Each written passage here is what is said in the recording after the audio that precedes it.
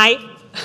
Thank you for coming to my talk. Really appreciate you being here. I'm hoping we're all very excited about small games. It's the first time I'm doing this specific talk, so I did have some paper here, and sorry for looking down a bit here and there, but I want to make sure I hit all my points within the time that I have. So yeah, today I want to talk to you about the very practical advantages of making smaller games. So that's a bit of a different topic than Kat just covered. This is more about when you don't find that publisher, you don't find that funding, and you have to do it yourself. In that case, I would advise you to think about making smaller games. So a little bit about me. I'm Romy. I changed my hair, but that's still me. I am a business developer at Poki. It's like my main job. We publish web games, so they are automatically small games because you're very limited in file size on web. But I'm also an indie developer. I create dress-up games with my partner, and I've been doing that for I think 5 years or something like that. So that's kind of like my side business. And that's also how I started to get interested in making small games. And I want to tell you why I decided that making small games was for me, and maybe then you can consider if it's also something for you. To be fair, this also may not be something for you. It's also not wrong if you want to make really big games. I personally really like making small games, and the more I work with other developers also choosing this route, the more I think there's something to it. It's not just fun, but I think it's also a really smart way to approach games and also the current industry and the current game business, especially with all the struggles we have been in the past few years. So yeah, first of all, I think starting small makes sense for everybody. That's kind of like makes sense. Everybody starts with making a small game. Usually it's like a game jam project or you do something in school. You hear that all the time. And people say, oh yeah, don't be too ambitious for your first game, you can grow later. And that is very true, but I also think there's something to say for continuing small, actually. We always have this pressure to go bigger and bigger, and your next project needs to be more levels, more exploration, more polish, more design, whatever. But I think that doesn't mean that that's per se better. I think you can also see growth in a different way. It can be, for example, that you improve your development cycle and the second game you make or the third game or the fourth game take half as much time as your first game. That's a growth as well. Or it can be that you're growing your audience over time. So maybe you're building a fan base. The first game got a niche audience, second game, third game, fourth game. People really know how to find your games and they like the small experience you're building and they keep coming back. It's also growth. I also think sustainability is success. So if you can consistently build small games and that supports your life as a game developer, that's definitely like something to be super proud of and definitely better than going bigger, in my opinion. Because I think if you can make games for a living, like if you can do full-time game development, that is already a huge win, because a lot of us don't get there, unfortunately. So, okay, talking about smaller games might be good to define what I see as a smaller game, so we're all on the same page. I define that as a game that has 1 to 6 months of development time, so a very, very short development cycle, and I really mean from prototyping to release. I also think it's a game that can be made by 1 to 3 people, so it's like a solo developer or a very small team, or maybe a sub-team within a bigger team. A budget of 3 to 50K. It's very, very small budget, especially talking if you just were in Kat's talk where she talks about 1 million. Like this is of course a very different type of scope. Yeah, I'm talking about a very lean setup. Games that can be made in your attic. You don't have an office. You don't have the ambition to get an office. You don't have the ambition to hire a lot of people. You just want to make games for a living. And the 3K is coming from the idea if you can do it in 1 month with 1 person, and that's about a 3K budget, because that's how I kind of average salaries, monthly salaries. But it depends, of course, where you're located. And also games that are complete and intentional. I think that's very important. I don't think it can become a small game, but I think if you really want to make a small game from the start, it should not become a small game because after 6 months you ran out of budget and you didn't do the features you actually planned for and just launch it as is. I'm talking about games that were very specifically scoped to be in that development cycle, and that everything that you wanted to make in there, and that are done after that time. So some examples that I think are great: A Short Hike by Adam Griou, the Minami Lane and Froggy's Battle by Dude Games. Dude has a lot of small games that they are doing, and really recommend to check them out. Stacklands, or basically any other sock pop game. And the last one is My Voice Soup, recently came out by Truso. These are all very complete and very intentional games that were very clearly scoped small from the start. Okay, so is making smaller games something for you or not? I want to talk about the 3 questions that I ask myself that made me decide that it was something for me, and maybe, well, I would recommend asking them to yourself as well when you're starting your next project to see if it works for you as well. So the first question is, what do we want to make? So this is all about motivation, because that's an important part of developing games, obviously. The second question is, where do we see commercial opportunity?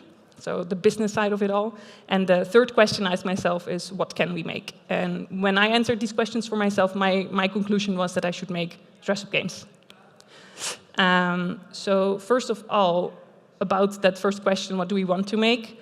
I really recommend going on what I call side quests. All these smaller games are kind of like side quests to the main quest. And the main quest is making your dream game.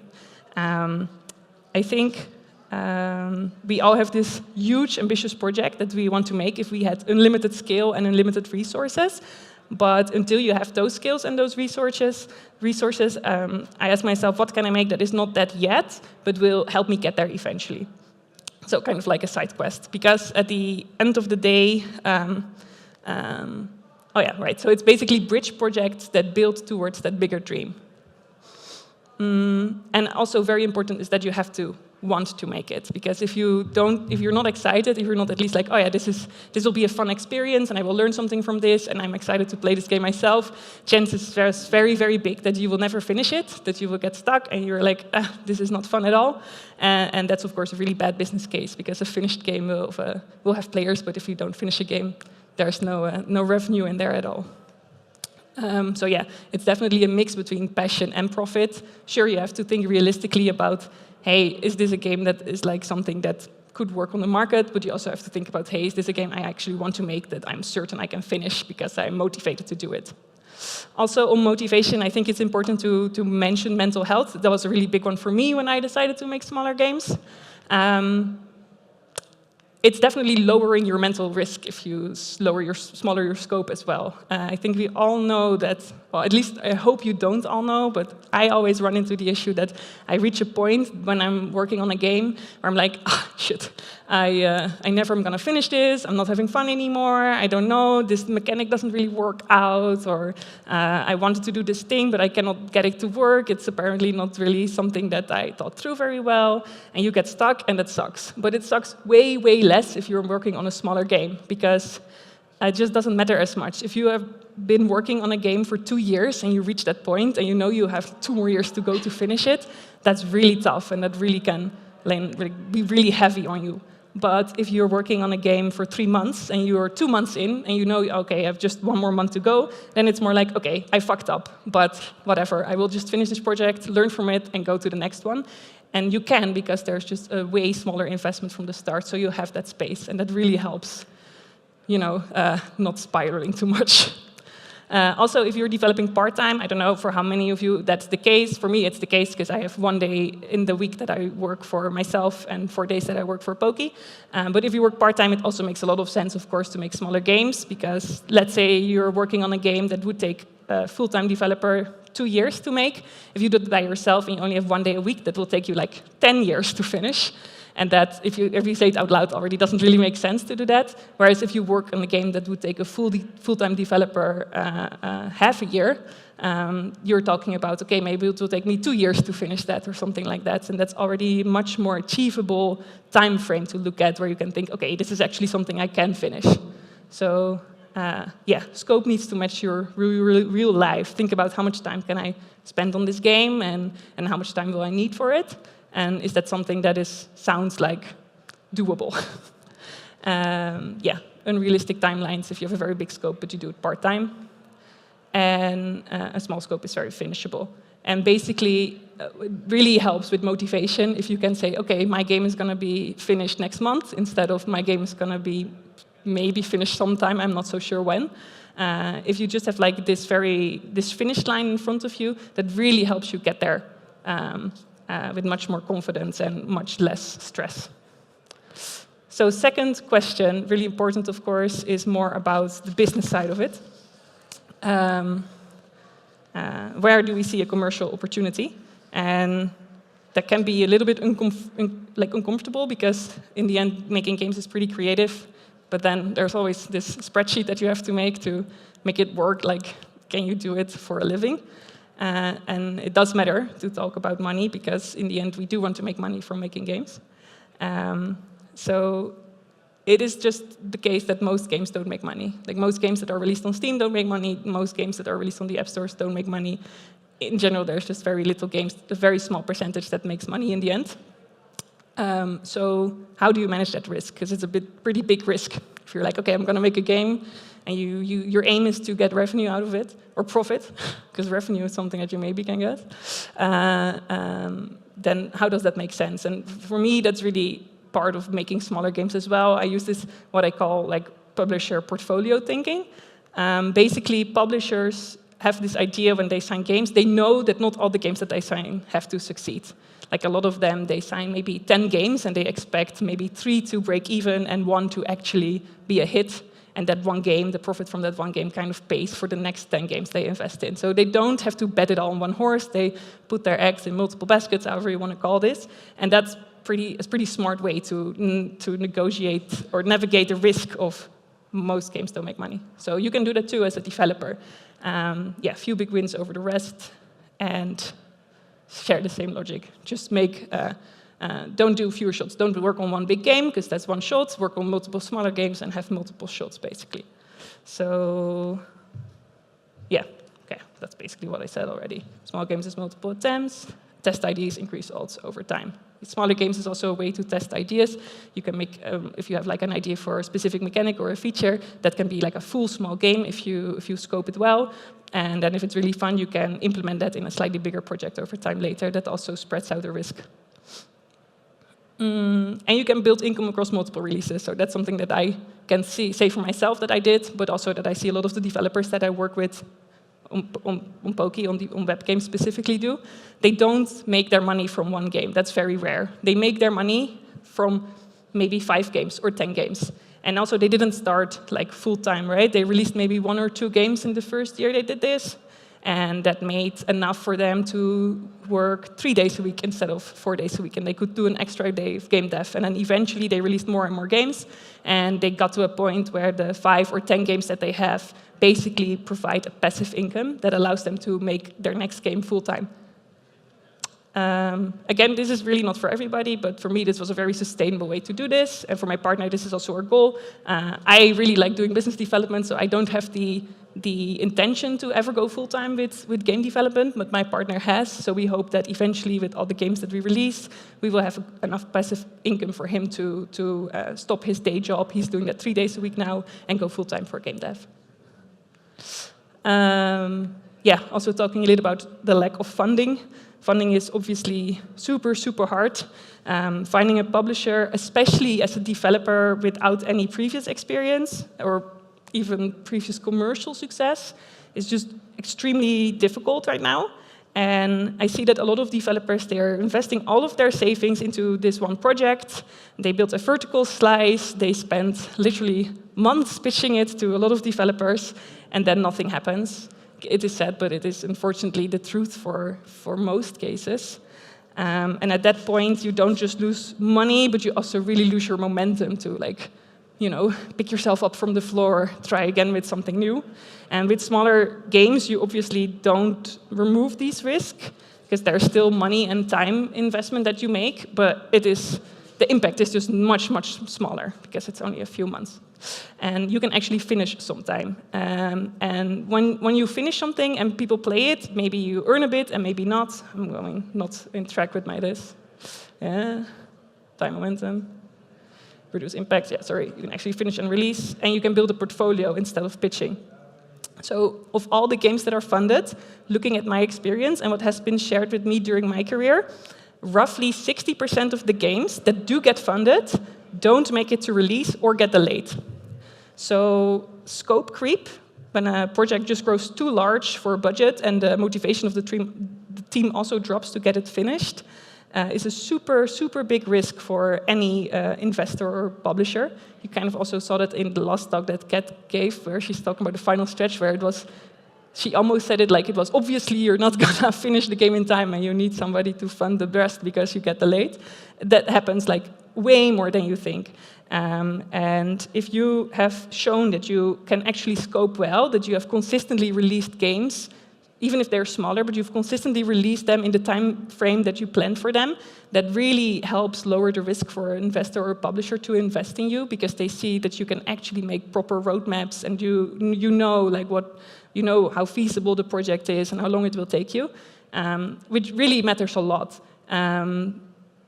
Yeah, proof you can scope and ship. That's something that a lot of developers don't have proof of. So if you do have that, that really helps in your pitching. Yeah, okay. Yeah, also what I wanted to mention is that even if you do not have a super big success, real players, that is a real result. I think having players play your game just feels super good. Even maybe the game didn't make a lot of profit, or you only break even, or maybe you didn't even break even. Just seeing that people actually play your game is such a huge motivator to keep doing it. So yeah, shipping over pitching forever is my argument here. Example of the first game I released myself on Poki before I worked there. Just being able to say, yeah, I got over 12 million players. That feels pretty good. This game did break even, by the way. It's still paying for my holidays, so that's also good. Also, talking about commercial opportunity, making smaller games makes it also possible to bank on trends way quicker than you can if you have a big project. Trends move really, really fast, especially, I have the feeling that they became even faster now. If you look at Roblox or Minecraft and how fast they have game modes based on a meme that's popular on TikTok. If you make small games, you can bank on that. Player interest just changes really quickly. And if you have a very long development time, you're kind of guessing the feature, if it's still going to be fun or if it's still going to be popular. Do people want another peak game in 2 years? I don't know. That's just a big risk because markets constantly shift. And if you don't know where it's going to be at when you release, it's hard to scope properly. So if you make smaller games, you can act on games on time. And you can test ideas while they're still relevant. It's also nice. Ooh.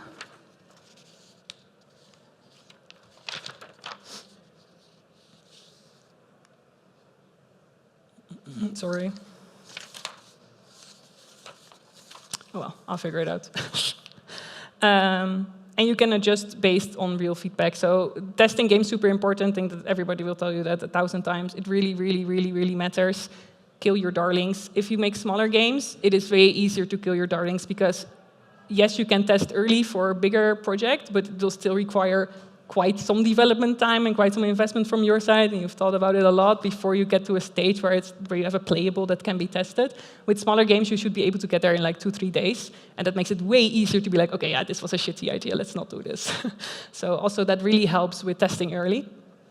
And timing can really make or break a game. When you release a game, if you are fast and you can bank on a trend, that really helps. We saw on Poki, we saw a lot of brain rot games after Italian brain rot characters became popular on TikTok.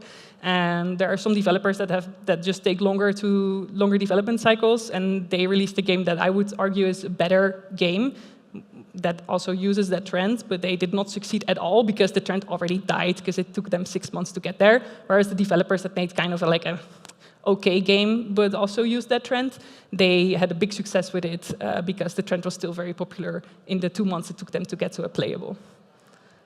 So also a reason to make a smaller game. And last point I want to make is think about what skills do I have when you are thinking about what game should I make? Should I make a smaller game maybe? So ambition without limits is an unfinished project. What I mean by that is basically what do you have versus what you need. So when I started to do game development myself for Benry games, I started out doing a Blender course and learning how to 3D model art assets, and I figured out I really did not like doing that. It was not fun at all. It was not how I like to be creative. I kind of wanted to stick with 2D art, which is what I have always done and what I kind of wanted to do, but that also meant that it really limited the options of the kind of games that I could make, because I for sure knew I was going to make a 2D game, because that's just where my skills are, and that also helps. Also, yeah, when you scope, think not just about how much time it's going to cost, or how much money it's going to cost. Also think about the skills that you need to acquire. So if you're going to make a game and you need a skill for that you don't have yet, scope that. Like, actually, ideally, you don't scope it. You learn the skill first, so you know how much time it actually is going to cost you to then implement that, and then scope your game. So if you want to make a very systems-heavy game, for example, but you have not done that before, take some time to learn that, so you have an accurate idea of how much time it's going to cost you to implement that specific feature that you have in mind, so you can properly scope the full game. And if you can't, really make sure that you allow enough time for yourself within your scope to learn it. Like, take that into account. Take some weeks to learn a new skill, and see if you have the money to fund those weeks. The scope basically needs to match your strength. So don't start working on a game that you already know. You don't like. Yes, sure, you can learn 1 or 2 new skills, but don't start on a project where you have to learn basically everything still.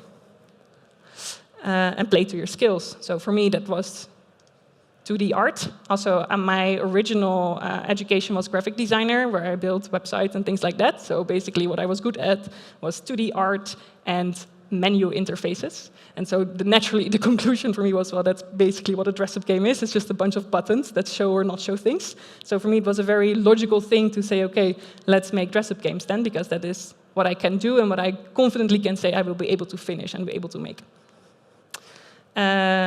Yeah, big ideas are not always doable ideas. Keep that in mind. Learning is good, but it costs time, and scope learning before the project. Okay. And also keep in mind that making a small game is a full cycle experience, and that's really, really helpful as well. You learn so much from bringing a game from start to finish. If you've worked on like 4 or 5 games and you brought them all to a pitching state or a vertical slice, but none of them got funded and you always started on a new project, there's just a big part of game development skills that you've kind of not experienced yet. Whereas if you make smaller games that you can bring to full release yourself, you can do the full cycle, and you can like get through actually like a full QA process, for example, that really helps you make better games after that. So for me, I see that with a lot of the developers that I work with, the first game, especially the last bit, like the last 10% of game development, can be such a drag, and it can take so long, and it's all these nitty-gritty details and these stupid bugs that you cannot get out. But the more they do that, the more they get to that moment where there's QA and they get to like have to really finish the game and make it ready for shipping, the faster that goes and the less of the same mistakes keep popping up. So being able to go through a full cycle of development because you make a smaller game really helps you in the long term too, because it just gives you skills that you cannot learn never releasing a game. Yeah, basically you get better at finishing, not just starting. And that's also something very important to publishers, that if you can show you can finish games, that's also something that is not that common actually. So it really helps in pitching later as well. Publishers or platforms, or basically any type of partner that you want to work with to release your game. Yeah, each game you make eventually just gets faster, cheaper, and smoother to make. So the more games you make, the better you get at it. It's kind of like the short stick. And finally, a little bit about experimenting and constraints that you have when you look at scale. So more games is more ideas tested. If you have a smaller scope and you make smaller games, it also means that you can try weirder ideas, because there is less, like it doesn't have to be a general thing that most people will like. You can find a more niche audience if you want, because the investment is so much smaller. It's okay, you can break even much quicker or much easier, even if the audience is not that big, but the game is very specifically made for them. Low-risk experimentation, because the cycles are very short. I don't think I need to explain this again. And of course, even with small games, it's very important still to test early and to prototype. Don't immediately finish your small game. Also test the small ideas that you have. Do it the same way you would approach a big project, and that will give you the best chance of success to recoup at least your investment in it. So yeah, constraints can feel very limiting at first, but I think eventually they force better decisions. Easy example from a web games perspective. Again, on web you have very, very serious memory constraints. You have to make sure the game loads for a lot of players. So it's like it needs to be under 20 megabytes, basically. And that really is a huge constraint, obviously, when you're thinking about your scope and your game design. But it also makes you really focus on what matters most, because there's only so much that you can add to the game. You're weighing every decision, like, do I really need this second character, or do I really need this whole extra world, or can I just make this one world that I have very, very good? So in a way, yes, it limits you, but I think it also makes it that you can just make very focused, polished games. Focus on what really matters, less fluff, more intentional design. And yeah, I also think often it leads to more original ideas, because you have these constraints. You're like, OK, but I have to finish this in 3 months, or oh, because it has to be under 20 megabytes, or oh, I only have this specific skill and I cannot do that other thing. That makes you also think like in a creative way, OK, with that, what I do have, what can I actually make? So that can also be like a fun challenge, in my opinion. Yeah, so why go smaller? Basically, my answer from myself was because that leads to finished games. I think that's the core of it. Working on a game you don't want to make is as risky as working on a game that has no commercial viability or that you lack the skills for, because in all of these cases, it will not get finished. And the biggest risk is not that your game doesn't succeed, in my opinion. I think the biggest risk for any game developer is that your game never gets released at all. And for me, making smaller games means that my games do get released, and that's why I decided to make smaller games, and maybe why it also makes sense for you. I made some key takeaways on the next slide, I think. Oh, yeah. Yay. Yeah. I think to summarize it, if you're working with limited time and money, usually better to make a few small games than to spend years on something that you might never finish, and it's also way less depressing. By finishing games, you build experience, credibility, and you get better much faster than if you get stuck in one project. You probably won't make your dream game right away, but you build the skills, passive income, and momentum that make it possible later. And along the way, you might even realize that this way of working makes more sense for you, and these become your dream games, which is for me. I don't really have the ambition to ever grow my studio. I like it with 2 people. I like what we do. I like making smaller games, and I like finishing games, so I just continue smaller. Thank you so much for your attention, and if you have any questions, let me know. Also, if you want to reach out, here's my details. Feel free to send me an email anytime, or connect on LinkedIn, send me a message there. And if you are interested in web games specifically, I also added the Pokey information. If you want to know more about web games, you can find me after the talk. I will wait outside of the door. Thanks, and let me know if there is any questions.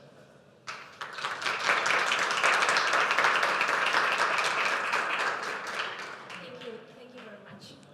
We have 2.5 minutes for questions. Yes, we have 2 minutes. Any questions here? OK. Hi, Romy. Thanks for your panel. I wanted to ask how saturated is this way of developing? Like, is there any spots left for new developers of smaller games? Yeah, I think it's way less saturated than the other venues. It depends a lot about kind of smaller game you make. Like, I specifically make dress-up games. It's pretty niche. Of course, there's a lot of different kinds of small games that you make, but there is more room on multiple platforms. It's not like you have to make web games, right? There's also a lot of good smaller games on Steam that go for like €5 or less. I think, for example, thinking about I don't know if you know them, the cat games from the Deaf Cats that make all these hidden object games. They are a great example of a lot of smaller games. Dude Games, as I said, also does Steam games specifically. And a lot of people think that, oh, okay, but the game will get refunded because you can finish it usually under 2 hours if it's a game like that. But I've done some research and I asked some of these developers, and it's not the refund rate's about the same as on bigger projects. So I wouldn't say, oh, you cannot do it on Steam because it's too small for Steam. I think there's enough space there as well. There was this research that they did where they said how people see money, basically, and like if it's €5 or under €5, that's a coffee. So even if the game is maybe like, I don't know if I actually will play this or maybe I will play it later, it's a very easy thing to be like just add to the basket when you buy your Steam sale bunch or something like that. And same with like if it's under €10, you know, then if it's €12, that's basically €15. If it's €16, that's basically €20. But anything under €5, that's just a coffee. So it's also easier to convince people to give it a try. And do you recommend sticking to a niche? I think sticking to a niche really helps with getting better and better and making a very fast development cycle. Like my first dress-up game still took me months, and now I can do it in 2 weeks, basically. So that really helps. But of course, it also like the motivation part is a big thing of it. Sometimes I'm like, I don't really want to make another dress-up game now, so we are sometimes prototyping other type of games just because it also needs to stay fun so that you keep finishing it. Yeah. Thank you. All right. Thank you. Okay, do you have... No, not really. I will wait outside, and then you can ask the question there. Thank you so All right, much. thank you all. So much.